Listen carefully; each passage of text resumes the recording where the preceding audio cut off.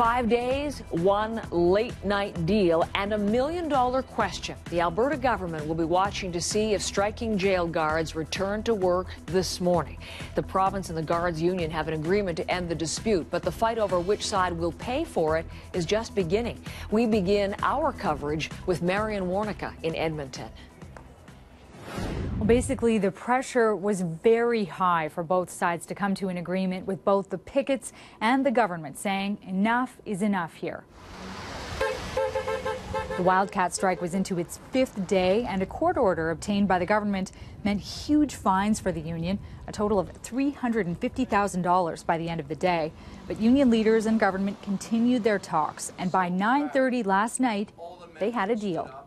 I am so proud of my executive team that stood on the picket lines with those workers 24/7. So that's the exciting part, but it has been frustrating, absolutely. To try and get the government to actually sit down and talk seriously about these issues was a challenge. The Alberta Union of Provincial Employees says the main sticking point here, and the reason these guards walked off the job last Friday, has been addressed by this deal, and that's the very serious safety concerns the guards have about working at the recently opened Remand Centre, which is the largest prison in Canada.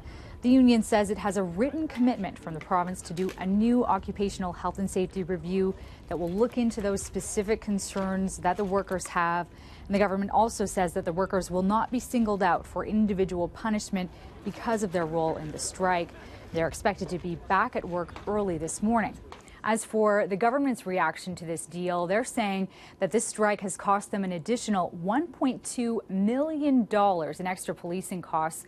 And we're hearing now that the government's going to be holding the union responsible for those costs. We have a statement from Premier Alison Redford, who says, quote, "The government will do everything within our means to ensure taxpayers are not on the hook for the millions of dollars this illegal job action has cost." And the Premier will be holding a news conference later this morning to tell us more details about how they're going to go about getting those costs back. Marian Warnica, CBC News, Edmonton.